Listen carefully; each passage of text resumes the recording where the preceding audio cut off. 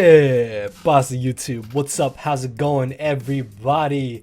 I have for y'all today a draft analysis of the Durham Druddigons in the third season of the APA, aka the American Pokemon Association.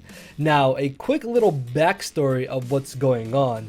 The APA recently started their third season, but unfortunately one of their coaches had to leave or just dropped. I'm not entirely too sure on the backstory of what happened, but I was contacted to be able to replace them.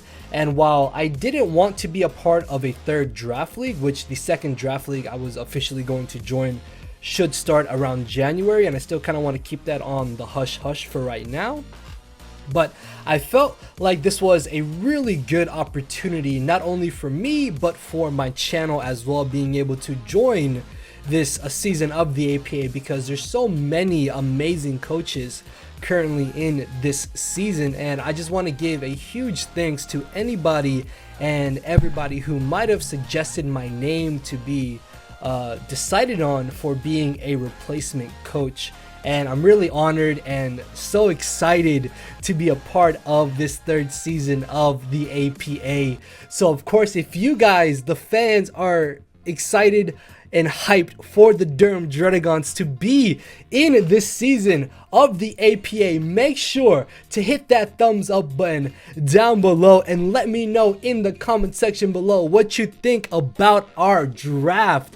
And yeah, I think with that being said, we can jump right into this draft analysis video. I don't know if you guys can tell, but I'm like super excited, man. Part of me is like super nervous. There's so many great coaches. We got Dan, aka aDrive. We got Chase, aka CrimsonCBad. We got my boy KyleAye. We got Panthers, the co-commissioner or the actual commissioner of the APA. We got my boy Mewtwo fan Nate as well. Just so many awesome coaches, and I will leave their links and Twitter stuff down in the description, hopefully, so you guys can go check them out, subscribe to them, check out their draft recaps as well. And if I'm not mistaken, the official first week of the APA will be uploaded on the 7th of January.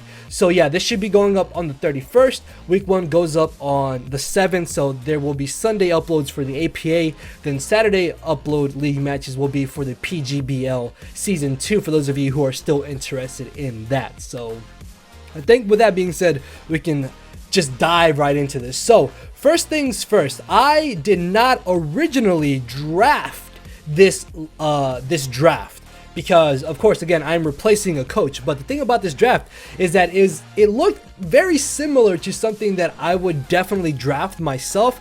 I made only, honestly, one change, and I still have my 3 official FA picks just to go out through like the regular season. But there was not really too many changes I wanted to make to this team, because the original concept of it still looked very fun, and again, something that I felt I myself would draft if it really came down to it. So yeah, just keep that in mind going into this video. So with that being said, let's jump into our first draft pick, which is going to be, in my opinion, one of the top 3 most versatile Pokemon in Draft League format, and that is going to be Jose, aka Jirachi. Now, Jirachi, I honestly think, is directly after Mew as being one of the most versatile Pokemon in Draft League format. While it may not be able to learn or use as many moves as Mew does, it still has a very humongous move pool to be able to take advantage of. Also, it gets access to Calm Mind as well, which is absolutely amazing. I don't think it actually has any form of boosting its physical attack, but just Calm Mind Jirachi alone can be an absolute nightmare for so many teams to prepare for. Of course, Serene Grace is a phenomenal ability, especially because Jirachi gets access to 3 different type of flinching moves in Iron Head, Heart Stamp, and even Zen Headbutt. Feel free to correct me if I'm wrong if it does learn any other flinching moves. Also, Body Slam and Thunder have a 60% chance to paralyze thanks to Serene Grace.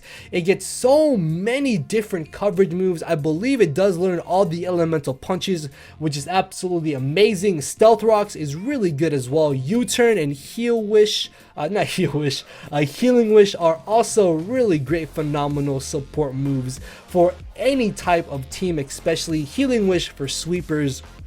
So I'm super excited to be able to use Jirachi. I've only had a little bit of experience with Jirachi in Draft League Olympics that K2 started, if I'm not mistaken.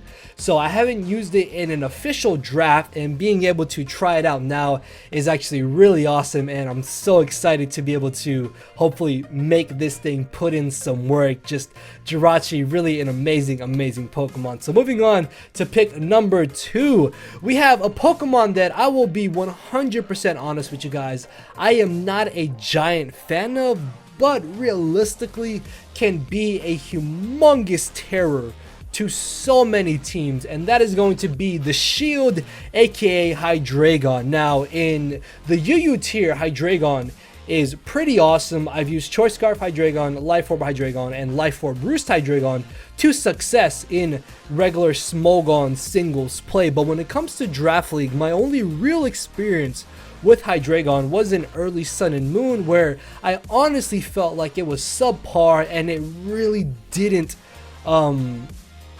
live up to the standards that I had hoped it would or that I expected it to. But hey, who knows, maybe the APA can be that league where it completely changes my mind. I saw my boy Gypsy King being able to use Hydreigon to its full extent, and I'm hoping that I can also use it to a good amount of success. And while Hydreigon may have a very good physical stat and especially offensive stat, I believe that where it really falls a little bit short is in its base 98 speed, but even then it's not that too bad. It's not even that too bad, sorry, because it still has a base 92 HP and 90 defenses, giving it very solid bulk, and adding a dragon type to our Fairy Dragon Steel Core. It has access to a lot of very versatile moves with Draco Meteor, Dark Pulse, Flash Cannon, U-turn, and in Ultra Sun and Moon it got access to Defog, which gives us our first form of hazard removal. Of course, Fire Blast and Flamethrower are also very good moves. Flamethrower, even Focus Blast, if I'm not mistaken, I believe it does learn Taunt as well, so that could definitely come in handy in some scenarios. Earthquake and Earth Power, Superpower, even Signal Beam. There is just so many different moves that Hydreigon can realistically run in order for it to be a very good offensive threat. So I'm hoping that I will be able to bring out its potential in the APA this season. So moving on to pick number 3 is a Pokemon that I am very familiar with, a Pokemon that I absolutely adored and loved in my P4G Season 2 run that helped us get to the playoffs, and that is going to be Tomas the Tangrowth. Yes, Tomas has returned to the Durham Druddigons, and Tangrowth, in my opinion, honestly is one of the top 5 or even top 3 best grass type Pokemon in Draft League format. While it may seem very one-dimensional because in OU it's used mainly as an assault based Pokemon, in Draft League format it can really just show its diversity and versatility in being able to abuse its very huge move pool, being able to either be physical or special. Even like a Sunny Day Chlorophyll set could come in handy in certain scenarios, and with an assault vest, of course, Tangrowth can be just nearly unkillable, man. There is not many things that will one-shot a Tangrowth, and the fact that Tangrowth can live any one hit can be the possible deciding factor of potentially winning a match, losing a match, or gaining momentum in a match. Leech Seed, Sleep Powder, Stun Spore, Toxic, Synthesis, even Swords Dance, if it really comes down to it. There's just so many different things that Tangrowth can do. Focus Blast is also really good. Brick Break could help against like Light Screen teams or Auroraville teams, possibly even. Its bulk is absolutely phenomenal, while its special defense and speed are a little bit mediocre. Honestly, it can definitely take advantage of its special defense with the Assault Vest, which is really awesome.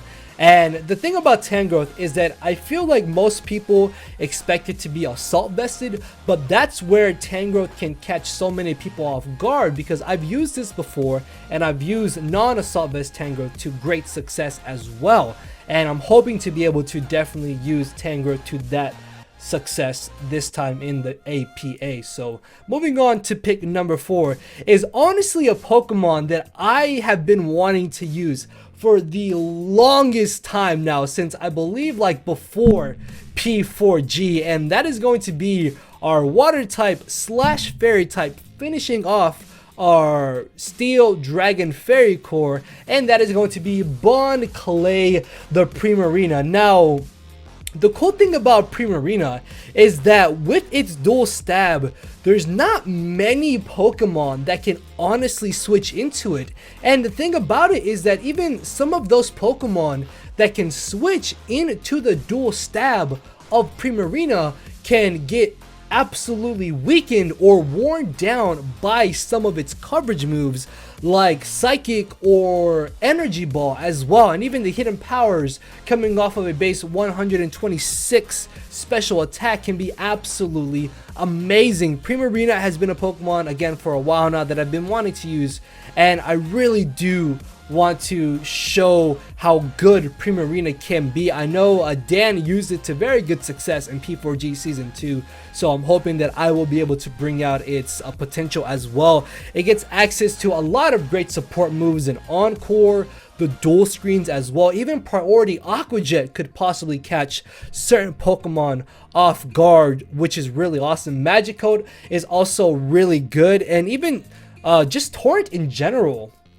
If Primarina is running like a spec set or just especially offensive set in general, and it's knocked down into Torrent range, Hydro Pump is nuking so many Pokemon, guys. Like Primarina, I definitely think is a Pokemon that is a little bit slept on and kind of underrated, so really excited to have it here. So moving on to our next pick is a Pokemon that helped me get to the finals and inevitably win the GBA D League, and that is going to be Umaga the Donphan. Rest in peace to Umaga, of course, the WWE superstar. And honestly, Donphan for the longest time was a Pokemon that I absolutely disliked. I didn't like Donphan at all. I absolutely hated it. I felt like it was a terrible Pokemon.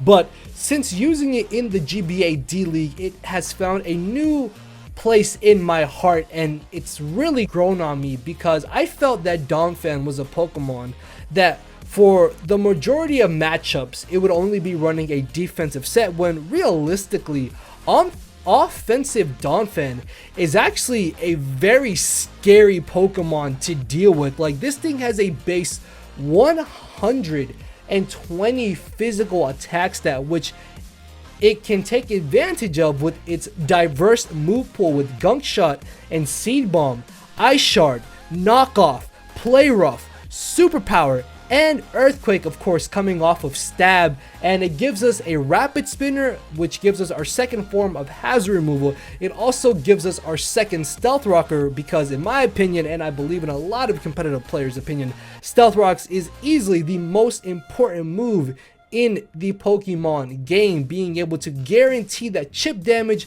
to ensure those 2-hit KOs, those OHKOs, or those 3-hit KOs, break multi-scale, break sturdy, and just anything along those lines. Donphan is definitely a very awesome Pokemon, and I'm so excited to have a very sturdy ground type on the Durham Druddigons. And just Donphan returning in general is very awesome in my opinion. So moving on to our next pick, we have our Mega Pokemon, which honestly, this is another Pokemon that I've really been wanting to use for a while now. And this is why I said at the beginning of the video, this was a draft that I felt like I would definitely draft myself if it came down to it, like maybe like last ditch scenario or something, but it's definitely nothing that I would have passed up on, and that is going to be Mega Beedrill. And the great thing about Mega Beedrill is that it has a phenomenal physical attack and speed stat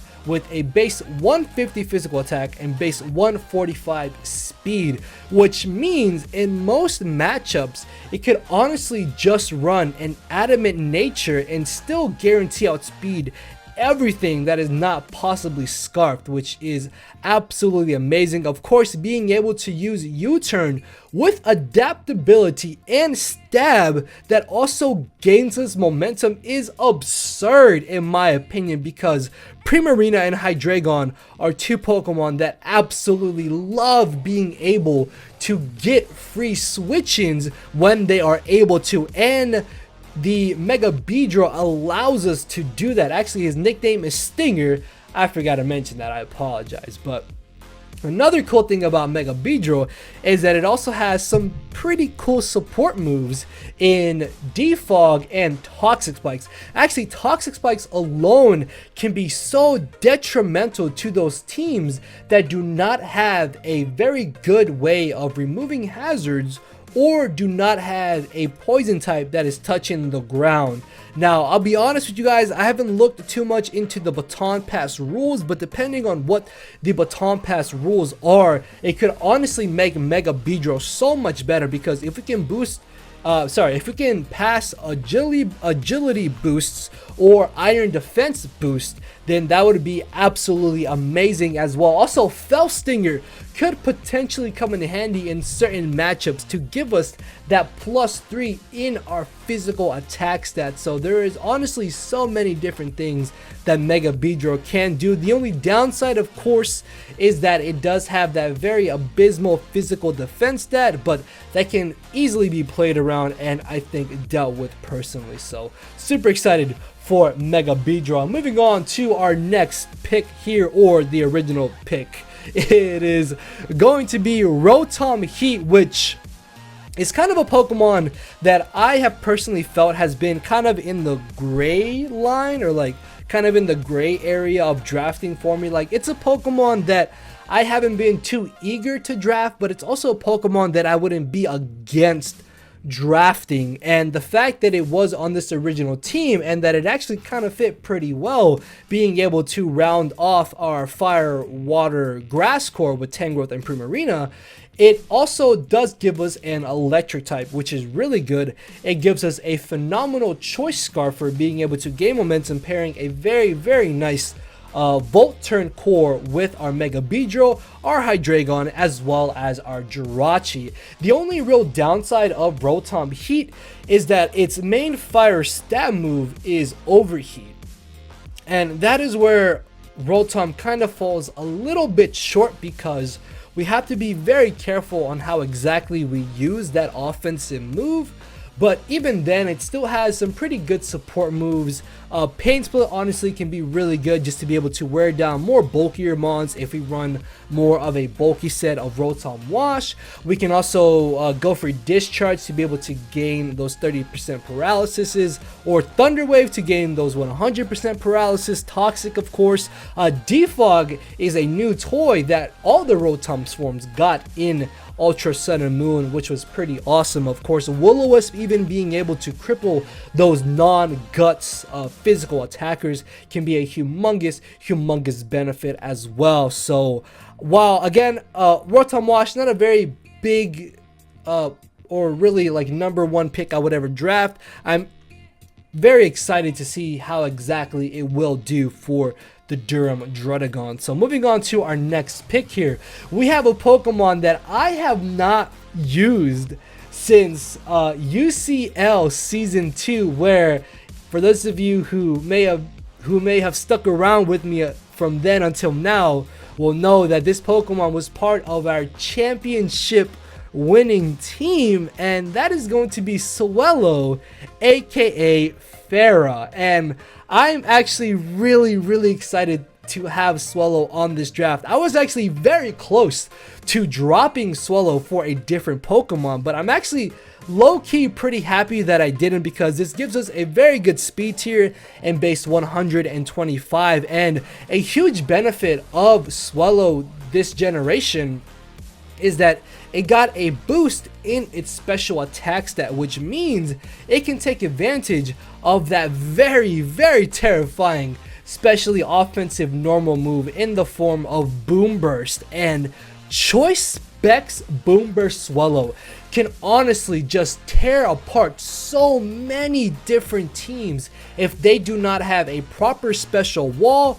or even steel types can get wrecked because Swallow gets access to Heat Wave, which can weaken steel types, and then it just comes in, clicks that Boom Burst, and just absolutely smacks everything across the face, saying to them that they are not a counter, they are not a check. Swallow is here to scream and shout and put in the work. And even then, Swallow could also run a physically offensive set because it gets access to Guts with Facade. Facade and Brave Bird alone with Guts is absolutely terrifying, and then it can just U-turn against those steel or rock types that would otherwise naturally be able to counter Swallow, and then you have 5 other Pokemon in the back of your team to be able to deal with those Pokemon. Even Endeavor is not that bad of a move option to have on Swallow if it's going to be worn down really low. Guts boosted quick attack can be an amazing revenge killing option as well, which is pretty awesome. Even like Tailwind or Whirlwind may be able to come in handy in certain matchups. So while Swallow stats may seem mediocre, a base 85 physical attack, a base 75 special attack, along with a base 125 speed stat, in my opinion, is honestly really solid, and I'm definitely hoping that Swallow puts in a lot of work for the Durham Druddigons this season. So moving on to our next pick, we have a Pokemon that I honestly would never draft myself, but due to the circumstances, there was not realistically anything else that I would really like over this Pokemon. Like, I want to keep it real with you guys. I want to keep it 100. We drafted Nakamura, aka the Manchow. Now, the big thing about Manchow that I don't personally like is that its best physically offensive fighting move is high jump kick, if I'm not mistaken. Yeah, it doesn't get access to close combat.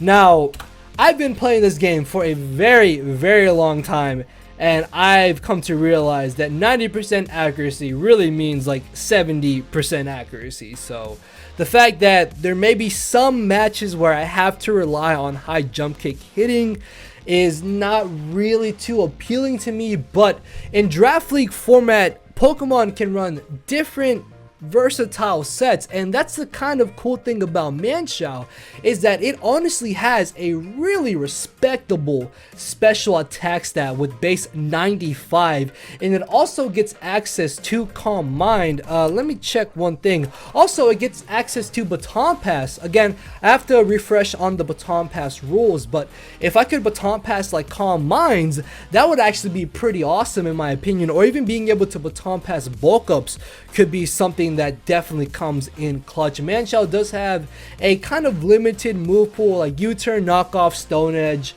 high jump kick, regular jump kick. I don't think it gets access to Ice Punch, does it? No, it does not. So yeah, while Manchow may have a little bit of a limited move pool, it's still a very phenomenal Choice Scarf Pokemon. Also, Regenerator and Reckless are two very good abilities.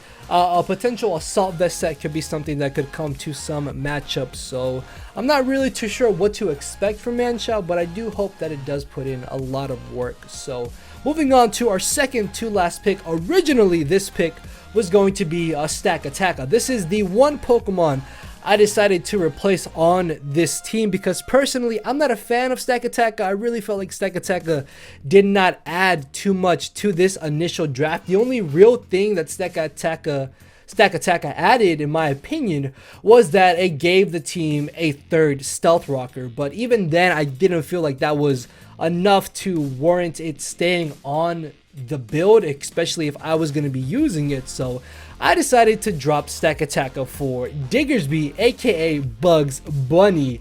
And Diggersby has honestly been another Pokemon that I wanted to use for a very, very long time in Draft League format, because huge power coming off of Diggersby can honestly just be so terrifying, man. Diggersby in certain matchups can be an absolute nightmare to prepare for, because this thing gets access to so many different setup moves, agility, bulk up, swords dance as well, and that is kind of insane. I think it may even learn, yeah, it even learns power up punch, and it has such a diverse move pool, being able to get access to all the elemental punches, Wild Charge, U-turn, return, and what else? Gunk Shot. Yeah, sorry, Gunk Shot completely escaped my mind there for a second. I believe I was thinking like a different move. It also gets access to spikes, which means now not only do we have two Stealth Rock Pokemon, but we also have a spiking Pokemon as well, being able to set up those spikes for Rotom, for Swellow, for Jirachi, and even Hydreigon, as well as potentially our last pick here on the Durham Druddigons. Even Primarina absolutely loves spikes and Mega Beedrill, as well as Hydreigon. Did I say Hydreigon already? I feel like I already said Hydreigon. I'm not honestly entirely too sure about that. I'm trying to see like what else does Diggersby learn on the physical side. Of course, Stone Edge, Rock Slide, Rock Tomb are absolutely phenomenal. It even learns, okay, never mind. For a second I thought it said it learned Excel Rock. I was like, what? I didn't even know that myself, honestly. So yeah, I'm really excited to use Diggersby, guys. Like, I think out of this entire draft, Diggersby is probably the one Pokemon I'm hoping just puts in absolutely so much work. So at this point, you guys have seen our first 10 picks, and we are down to our final pick, and this final pick holds a very special place in my heart. It is a Pokemon that I have absolutely loved and I have adored since I really first got into Pokemon, and another mon that I've wanted to use for a very long time now, and that is going to be 5150, the Tauros. And in my honest opinion, I feel like Tauros is a very underrated Pokemon, because it, much like the other normal types, has access to so many different moves, and it has two really amazing abilities in Intimidate as well as Sheer Force. It gets access to Pursuit, so it can act as a Pursuit Trapper. Double Edge is amazing, Rock Slide is amazing, Body Slam is amazing. It can even at times take advantage of its very low special attack stat because of Sheer Force, and you never know when that can honestly come in handy. It gives us another very good speed tier with base 110, and all in all, another Pokemon that absolutely loves spike support, as well as just in general enjoying entry hazard support, and one of those mons that would always enjoy getting a free switch into itself with U-turn or Volt Switch as well. So yeah, we have three normal types. We have a normal spam core between Swallow, Diggersby, and Tauros, and I'm honestly so excited to use Tauros, guys. The only downside of this draft, I feel like, is that very physically offensive fighting types could be a little bit annoying.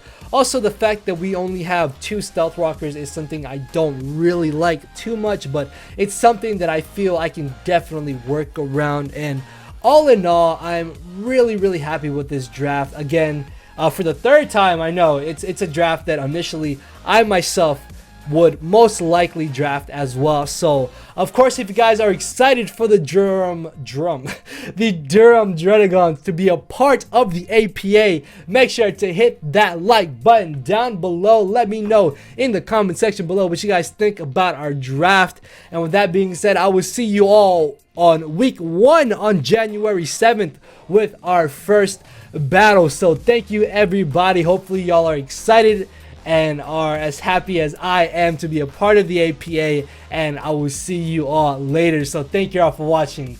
Later everybody. No matter where you're at, I'm not here to make friends, it's time to attack and deplete your HP with a final smash. Don't make me turn around and pull a 6-foot hacks. 6 foot hacks, yeah. 6 foot hacks, yeah. 6 foot hacks,